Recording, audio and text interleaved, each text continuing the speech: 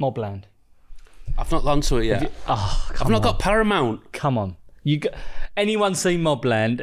Off the hook. Seen it? No? Tom Hardy. He plays a character called H. He's a right. Who's the James Bond fella? Pierce Brosnan. Pierce Brosnan, Irish family, king of the map. Like, he's king of the gang world.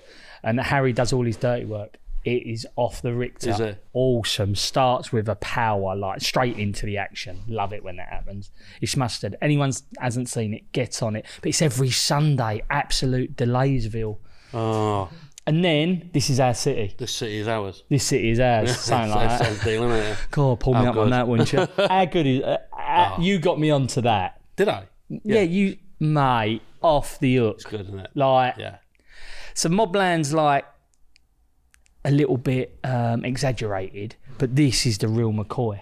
It's a bit like Kin, but the Scouse is the Scouse version.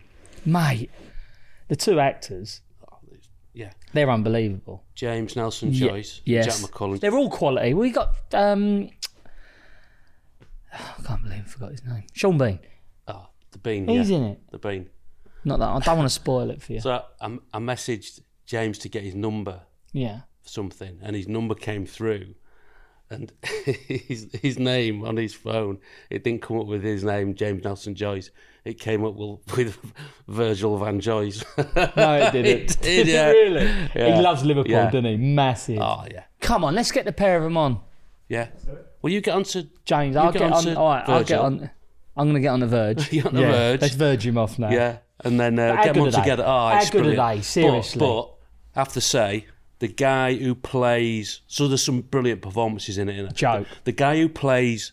What's his name? Is he called Banksy? Yes, Banksy. He's got like the wedge. Awesome. Absolutely brilliant. So like understated. Subtle, isn't he? And I'm not going to no spoilers, but it's just like you got a great. He's got some great. It's good. He's got some great. Great bits in it. So last time, or in recent episodes, Jim, we coming towards the back end of the season, we talked about relegation, and we talked about staying up. Great Escape with Fulham. Yep. I thought we'd have a little chat about promotion. I've had a couple. You had a couple, yeah. See, both, smile. Both with Wigan, were they? I can back this. Yeah. It is a weird one. So, I was at Peterborough. Wigan signed me. But Wigan was in the... I've got to get this right. People pull you up on this, didn't they? I was in the old First Division. Yeah, it's first champ Prem. So I was in the old First Division. What am I on about, the old First Division? Oh, was it Div 2? Ah, so that's... See, right, so I'm in Div 2. Yeah. Because it has just... At the time, it all changed, weren't it? You were there when it rebranded. So it was Premier League... First Division. Premiership... First Division, Second Division. Yeah. Right. So, just for the story, Div 2. So, he is... See what I mean? I did get it right. It's in Div 2. But Wigan was already up. But there was, like, still 8 games left. But they needed, like, 3 points. Right. But they was, like, miles ahead. But the weirdest thing was, when we was in Div 2, we used to go to the state. You're lucky to get 3,000 there. So, you're in a 26,000-seater.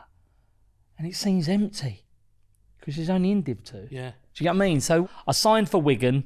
There was so many games left, but they needed it was nothing. They were up. Right. Basically, I signed for them and they were up. They needed 3 points. Yeah. Right? They wasn't celebrating, but they needed 6 points. Nothing. They was up. Yeah. Went there, Div 2.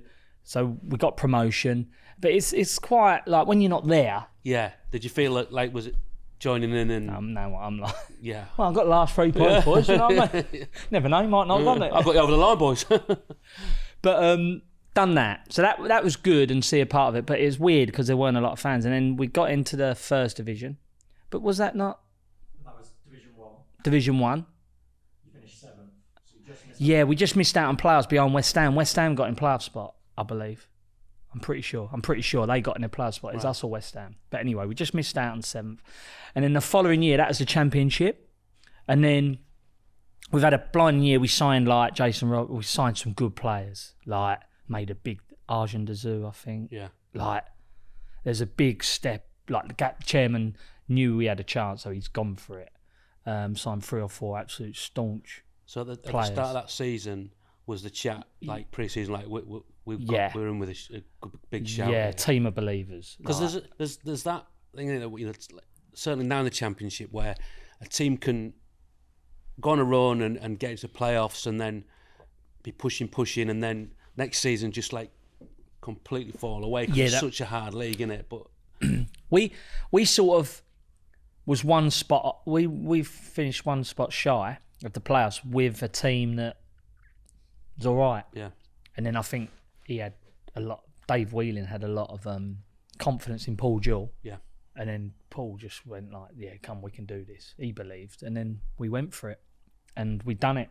We were second behind Sunderland. I think we were like 6 points behind Sunderland, and we had Reading. I always remember it as like Siddy and not in our part. James Harper. They was the midfielders. Yeah. Stephen Sid was midfielder. I think we spoke about the game. I think we won 3-1 at Reading. We did, didn't we? Is that Wigan? Wow, isn't it weird how I just pictured it at Reading. Strange that. I really pictured it at Majeski. I really pictured it at Reading. Weird. But as soon as you said it, I was like, yeah, because I remember going over to that side, the far side, and I just remember a little glimpse of it. But yeah, to get in the Premier League, that was our big goal. Bit of a killer to finish behind Sunderland. We wanted to win it. Yeah. But got promotion, got into the Premier League, and not back to back, but to get promotion, one-off playoffs promotion, it's quite good. Oh, do you get what I mean? Like me, and you got to remember, I've come from Peterborough, so it's like bang, bang. Yeah. It's like, wow, big step. Now you're in the Premier League after 3 years playing with Wigan. It's happened quite quick. And then, yeah, it was just epic. But our first game in the Premier League was against Chelsea, and Jose Mourinho come, and it was just unbelievable. Crespo scored in the 89th minute. And like, welcome to the Prem. Yeah. I remember I got pulled off with about 5 minutes to go, and I run myself into the ground first game. Come off, and it's like, I was happy. I think it was one of the games where I was happy to come off. You know, when you're just gone. Just to the whole thing. Yeah. It's massive. I mean, first game. Yeah. Build up all the emotion, I suppose, I family and everything. Everyone there. How did you find the pace of the game? You know, the quality of the players around you. Did you get a chance to take any of that in? Yeah. I always remember coming up against Frank. Yeah. And my backstory was when I went to West Ham, my first one-on-one session on the trial was 1v1 against Frank Lampard. Oh, so Harry's like, come, let's see what you got, kid. And it was like 1v1 against Frank. And it was like, just so strong and quick. Yeah. Physical. I just remember the physical as Frank was like built like a man, and I'm there as an 18-year-old like in a quagmire. It's like, done all right, held me own-ish. Yeah. You know, I think he sold me a few, just his power just got away from me. But now I find myself, how long? 6-7 years down the line, I'm against him. Yeah. I'm like, in the Premier League, that's a big thing for me. I'm like, wow. And I think Essien, Ballack, I think all them Crespo, like they were out. And Jose was fresh. Yeah. You know, like when he first come into the Premier League, that was like a big thing. Yeah. Him and Paul Jewell, and I remember that. I remember my mum. My dad tells me the story. Mum, she turned up at the JGB, and Chelsea coach pulled up, and Didier Drogba got off the coach, and she said, and Dad was there. She went, "He's playing against my little Jimmy. Look at the size of him, massive mountain of a man. Like he was a unit." So that was. My mum couldn't believe it. She's like, "Nah, this is like a different animal." How did you play? All right. Personally, we all like 0-0. Yeah. And then he's bent one in top bracket. 89, just deflator. Honestly. But I played really well. Yeah. And then I was always going to play well. So what was the feeling like when you went in the dressing room? Was like everyone flat. Like, gutted? Because like... And do you know what? For 3 years, we was used to scoring in the 89th, 80. Look, we were the winners. Right. We were the ones that they played well at 0-0, didn't score the winner. We'd come in chip again, but they was always going to get it. Yeah. And we've had it done to us, and we was like, there's a league. And then we went away to Charlton, Danny Murphy, and they beat us. And then we're thinking, we're on a ding in here. But after them 2 games, we went, and we was like 4th by Christmas. Wow. We went on a run. We was like top 5 by Christmas. It was ridiculous. Yeah, we was right up there. I'm pretty sure we, you know. But yeah, amazing time. That first bit, you never get it back, do you? Like that first intro, then promotions, which are amazing. Like the celebrations, mate. There's nothing like. I talked about relegation. The Fulham one was as close to as I've got to feeling highs. But as a sportsman, winning promotion is like, because you've won all season as well. Yeah. And I don't. This is where I go. We all want to entertain, but every sportsman I've been with, everyone wants to win. Yeah. You know when you hear fans go, "Oh, he ain't trying. He don't want to be." I've never put my socks on feeling any pro or any mate of mine's gone, I'm gonna toss it off today. It doesn't exist. No. Like, because you're just killing yourself as well, and your peers are just ruining you. You can't get to that level, can you? You can't get. No, to exactly to right. So I've never like... understood that shout. Yeah, you can't. You're exactly right. I've never understood that shout from the terraces, but the promotion is that much sweeter than staying up. And also, the nice thing about it is you're negotiating new contracts. Yeah. The decimal point moves forward about 3 yards. Yeah. And you're like, or backwards, should I say. But yeah, it honestly brings back memories. I don't talk about it enough, to be fair. But that first, sorry to go on, that first introduction to the Premier League like that, honestly. Did you feel like you belonged? Like this yeah. Oh yeah. Because I got hurt back in the day. I've had to step down, and then like that West Ham here, it was hard for me. You know, dented my confidence, and now no one's going to take this away from me. I went in, and I knew I was going to play well. But the difference as well, where we come from, Wigan, 3,000. You got to remember when I said I joined in the second division, 3,000 in a 25, and then the first Premier League game it was full. Yeah. I walked out and I was like, this is where I belong. This is what I've played for all my and in the playground, as a kid growing up, all our shout was, I'm going to play in the Prem. That's all our shout was. Like, we didn't have any other shout. Like, Premier League was everything. Like, this is what we wanted to. And then for me to finally achieve that was like, wow. And I've got to say, out of all the achievements I've like playing for England, that was my biggest. Like, that coming out to Chelsea in the Premier League was like, playing against Frank. Yeah, wow, these are the best. Jose Year coming in, like, he was only there a couple of years, quite fresh. It was like, this is the... And it happened so quick. But yeah, loved it. Loved talking about it as well. So good. So 2 promotions in 3 years. What was the dynamics within the club like at that time? Because, you talked about the season where you just missed out on the playoffs, then brought a load of new players in. Yeah. But you've got to have that nucleus, haven't you? You've got to have that strong kind of core. Yeah, we had that from Div 2. Paul Jewell kept the core there. Me, Lee McCulloch, Gary Till, Leighton Baines, Matt Jackson was there, Nathan Ellerton up top. In them early years, second division champ, he was like perfect Crespo moment, like what I was talking about. We'd be 0. I remember a game 0-0 White Walls, or we was drawing, and then he scored a goal. We was average. Yeah. You're only as good as your strikers, really. Bang. And then he added, and he scored, honestly, Nathan scored some, the Duke scored some unbelievable goals. Like, he was, and what a lovely bloke. I love Duke. He was awesome to be around. Do you know what I mean? He got a lot of hard time off the gaff. Yeah. Gaffer really pushed him hard. Yeah, he used to get a lot of hard time. His shoulder used to pop out all the time. Do you know what? He used to tape it up and go out. He used to what? Tape it up. Right. And go out. Okay. Like nowadays, he'd have had surgery on that. Mate, the amount of times, because I think we used to try and keep him there, because if he had shoulder surgery, he'd have been out for 3 months, and we couldn't afford that. And the amount of tape he used to wear, I always remember him. Even back then, I thought, well, he's at it. Like, how many people cry off? Like, been around it when people don't fancy it because of that, an injury. Do you get what I mean? And it's sore. And mate, I used to see it. Sometimes it'd pull out. I used to see him go down, and we always used to watch him and his fight. You know when you're in pain? Yeah. There's pain, John. Do you know what I mean? He didn't even dive, just go to the floor, buckled up, and he'd put it back in. Play yourself. Play on. Unbelievable. Yeah. Like, do you get what I mean? People don't see that. And when you've got a player like that alongside you, like, that's proper. Yeah. That was really good. He was solid. And then Paul Jewell added And I got to say, Robertson, Ellerton. Yeah. Wow. They was, to a point, we wasn't very technical.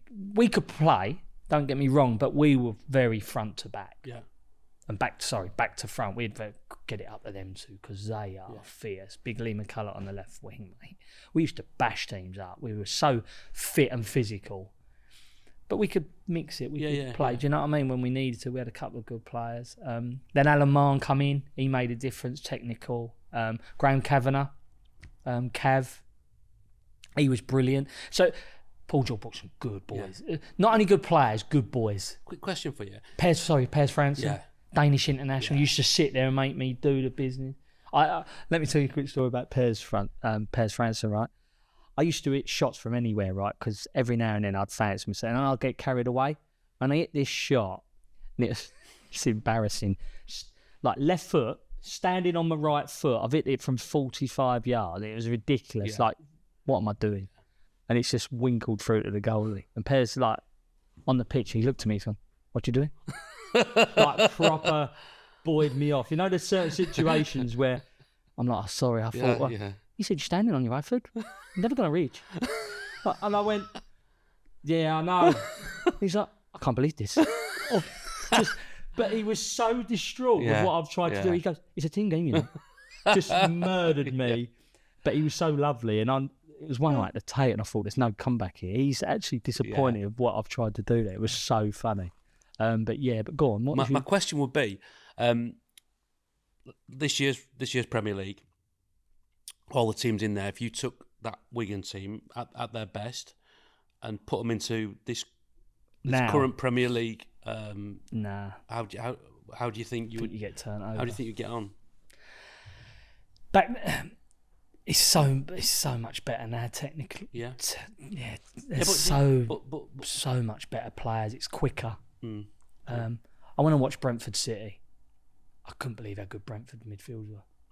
Honestly, they was all so technical, so good at receiving the ball in the half turn. They made they're holding their own against the De Bruynes of the world, and that's like not being no disrespect. That's the Brentford. Do you get what I mean? It's like I don't watch a lot of football no more, but I know I watch enough where I go, we wouldn't have been able to live. I think it's hard as well. I'm not one to put eras in eras as well. So the question's quite hard to answer. Yeah, okay. Because I think everything evolves. Sure, yeah. And everything changes. Do you get what I mean? All right, yeah. Here's a question for you. Go on. What do you think is the one part of the game that's improved? And I'm going to give you what I think is. So when I watch games, you watch games and you see balls get played into midfield, or you see balls get played into strikers, and 50% of the time, they might lose that ball. They might nick it. The ability of players to keep hold of the ball under pressure in tight spaces, to keep possession of the ball. Like I was at a Brentford game the other day, and I was watching it. I was thinking, like, it's such a how good are they? They're so good. Like the strength, the power out to keep hold of it. Because you know how hard it is if someone's like trying to get hold of you and 20 yards from their goal as well. Yeah, it's like just certain positions. Yeah, you've nailed it, right? That is massive. But I would say I think the players have changed that, because when I used to play, it's like we want to play. So the players have really orchestrated that, and I think it's come from abroad. I think it's come from when I used to watch football, the Barcelonas of the world. You didn't get like Premier League teams playing like they do now. Like ball retention, can you hold the ball? It's all about ball possession. It didn't happen. You had like the likes of Arsenal, but they wasn't even about ball possession. They was about, let's play forward at pace, real quick, and they was just good at it and could do it. But it wasn't about like plod. Because let me tell you something, when you're on that pitch, there's nothing more demoralising, and Pep knows this, and that's why he's brought it to football and other managers, to be fair. But being a football player, you can ask any player this. There is nothing more demoralising, not even a goal, than when you're running around after the football. It kills you. The amount of times we turn up to Anfield, I'm looking at Danny Murphy going, I'm going to go and press it. I ain't having this. This is a piss take. I didn't play football to run around after Steve and Joe. Are you mad? And you got the gaffer going, sit in your shape. I'm like, no. You know this. Yeah. It used to drive me mad because they've got 70% possession. I played football all my life to touch the football, not to run after it. And that's what I believe. Like, the players now are so good on it. Yeah. So good. Yeah. It's like, it's great to watch. I think that's the hardest thing in football is ball possession. And it goes, and managers and fans are so quick to...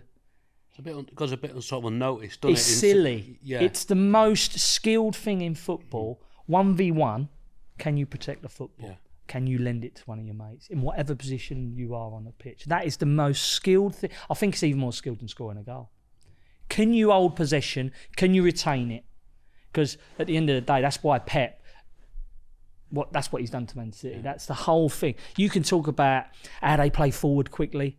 Their biggest thing is how they hold on to the ball in certain areas. Trust me on that. I know that. Yeah. They're so good. Individually, they pick it up in a tight area. There might even be two players on it. They fist the ball and here you go, boom, here find a way out. Yeah. And that is, and when you're playing up against them, you'll look at each other and you'll see players, if you watch it closely, you'll see players go, oh my God, how good was that? The other team. Yeah. When Kevin De Bruyne does something, they go, that's why De Bruyne is De Bruyne.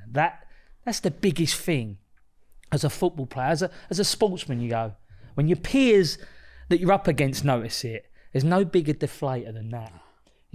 When you're only saying, you're like, I'm up against it today.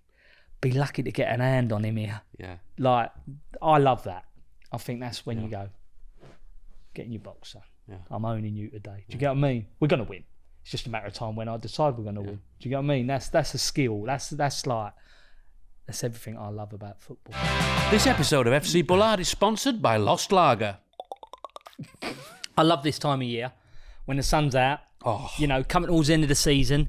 All seems a little bit easier, doesn't it? Yeah. You feel a bit summery, don't you? You know, like new wardrobe, maybe a nice new bright jacket, fresh trim. You know, it also means as well, beer garden. Going out of a group of your mates, have a few scoops. Now we're talking, Jim. And if we're talking lager, and let's face it, when are we not talking lager? It's got to be Lost Lager. You know it, Fenners. There's nothing better than a nice, clean, fresh taste of Lost Lager. It is very fresh. And there's nothing better than getting home after a hard day's recording here at FC Bullard, cracking open a lovely can of Lost Lager and pouring it into your glass. And once again, I've wangled a great deal for our FC Bullard listeners. You absolute wangler. Tell them how they get involved. Just go to brewdog.com/FC-Bullard. And that's where you'll find the best deal ever on Lost Lager. Guys, we are in discussions, as you know, with Lost Lager to be the sponsors of our new away kit, which will be coming very soon. So the more of you that can use that link, the better chance we've got of getting that deal over the line. What's that link, Bully? That's brewdog.com/FC-Bullard. Cheers. This episode of FC Bullard is brought to you by Sky Bet and the British Heart Foundation. Football fans, we need your help to save lives. The Every Minute Matters campaign launched by Sky Bet and the British Heart Foundation has already smashed its target of 270,000 people learning CPR. And just to put that into perspective, Jim, that is 3 times the capacity of Wembley Stadium. Oh, that's class. What a great idea. And thank you so much for all the fans that got involved. Brilliant. Not stopping there though, Jim. They're now aiming for 360,000 by the time the Sky Bet EFL playoffs come around at the end of May. Every month, over 2,500 people in the UK suffer an out-of-hospital cardiac arrest. And sadly, less than 1 in 10 survive. By learning CPR, you can make all the difference. In just 15 minutes, you can learn CPR using the British Heart Foundation's free and easy Reviver tool. Join the likes of Jack Wilshere, Dion Dublin and Luton Town's Tom Lockyer, who, along with fans from all over the country, will be taking just 15 minutes out of their day to save lives. Search Reviver. That's REVIVR and become part of the life-saving team today. Together, we can make a real difference. Sky Bet, in partnership with the British Heart Foundation. 18+, begambleaware.org. I was watching a bit of Bus Sketch the other day. They just come round and it's like... He's just... Again, it's like, wow. Like, because again, you know, the Xavi and Iniesta, like they took more of the plaudits, didn't they? You know, but it was like, but watch him. And this isn't me going, oh yeah, I've noticed. It's just I was probably one of those who were like, he's a steady player, you know. And it's like watching the way he would, but he was like the confidence level in possession, like to like. You ain't. It's like you in the, it's like you in the Risa with me when you've got it. You're going. You're going to be like you're going with the little kids. Come and get it off me. Come and get it off me. Like that, you know. Yeah, it's like that. But he's doing it at that level, where he sort of plays at his own pace. It's a perfect example how you've picked him. Actually, when you watch his clips, because he's playing the deep centre midfielder, he's under more pressure. Because if he loses the ball, they're on. Yeah. But the way he does it and drags back and just uses them and guides out of it, that's ability. But some of the times it's like he doesn't even touch the No, ball. just body language, the ball just rolls and he goes nip, nip. And it's it's just like a joke, isn't it? imagine having the Body confidence to swerve. do that. Like I'm not even gonna get hold of the ball. Yeah. It's like if the ball's near me, it's like I'll be like, right, get hold of it and get hold of it and get rid of it. Not like, oh, I'm gonna absolutely. Yeah. There's not a lot of players like him that has that like ability to hold on to it that extra bit longer. And in his way, he's basically saying to me, I'm going to play at my pace. You can come and press me all you want. And in the end, you stop pressing him. Yeah. Because he just goes, and that's when they dictate games, isn't it? But I love that. I love it. Who was the best that you played against who was like Scholes. that Scholes? Yeah. Scholes, you know, like we all know, like you, especially if you love your football, you actually know. And it's a great question, but Scholes is I've marked him on a throwing one. You know when you do little things, and it's only tiny little things, but the little things are sometimes the biggest. He played this ball around the corner, and I swear I've never seen anything like it. He's gone like that. He's gone like that, but he's played it on the outside of his right peg, but look that way like that. And I think he's messed it up. I've looked, he's right there. It's just beautiful. Was it you who was saying? And he's got it around the corner. Was it you who was saying that he'd take a bad touch? Was it you who was saying this? Reel you in? Yeah, like he'd have a bad touch and then he'd do it again. He's like, and then like, I mean, that's so it ain't a bad touch. It's a teaser. Yeah. So you go like that. It's slightly big, and you go, "Oh, got it!" And you go, "No, you ain't, you silly bastard." I'll be like, "Has it?" But he done it 2 or 3 times. I'm thinking, how comfortable must you be on a football pitch? Like, I know. You know. It's distances to know that. I love talking about them little details. They're what's like. I was actually on the pitch with it. Yeah. I was the actual one trying to go. Yeah, it's just filth, like how they do that. I was actually talking to him in Bangkok over a few beers, and I was looking at him, and he's only across the table, and I'm there, and I'm going, in my head, I'm going, fucking Paul Scholes there. I said, what, mate, like, and all his mates are there. I said, what made you so good? Like, what the fuck? How'd you, like, how? Yeah. He said, I don't know, I just done it, Jim. I was like having his chat, and I was like, yeah, but give me something like to hang me out on. And they always go, I don't know. Yeah. I just done. I didn't think. And that is, you get that a lot in all sports. They don't think, they just do it. But I'm just in awe of it, me. I'm just like, and then we talk about golf. He goes, I'm thinking too much about the golf. That's why I'm shit, Jim. I said, I don't think about golf. I suppose that's like, I can get where you're coming from there. It's comfortable though, isn't it? I think it's like that comfort. Like you get on a golf course, and football as well, but I'm just saying, like, you get on a golf course and you're on a fairway and you're hitting the ball. It's like your comfort, you're lovely, you're in the moment. Whereas I get on a golf course, it's like, and it's like, fucking going on here. And it's same with football as well, to be honest with you. It's like how can I would never be on the pitch going, right, I'm going to get it and I'm going to dominate. I was like, how can I not get rid of the ball, but how can I just sort of just do my job? And whereas there's 2 ways of looking. Whereas like you're coming on and if you're in the moment, you're enjoying it in the flow state, and it's like this is a really natural thing for me to be doing. Yeah, it's like that's a different thing. There's not a lot. Yeah, there's not a lot said about that flow state. That is amazing when that happens, isn't it? Why are you asking me, mate? Have you had flow state when you was presenting then? Mate, I wouldn't be sitting here with you, would I? Let's face it. Cheers. I'd be on the one show. Oh. So we've done it, Bully. We've done relegation. We've done relegation. We've done Great Escape, staying up, and we've done promotion. So we've kind of completed football end of season scenarios. So thank you very much indeed for that. I enjoyed that. Yeah. It ain't often I get to talk about my promotion. I should have brought my trophies in. Medals. I'll bring him in next time. I'll bring him in just to back it up. Do Yeah. you get what I mean? Yeah, Yeah, wicked. that's good. No, thanks. Enjoyed it. I I love that that tune. one. Yeah. Hope you've enjoyed it. See you next Tuesday. Bye, everybody.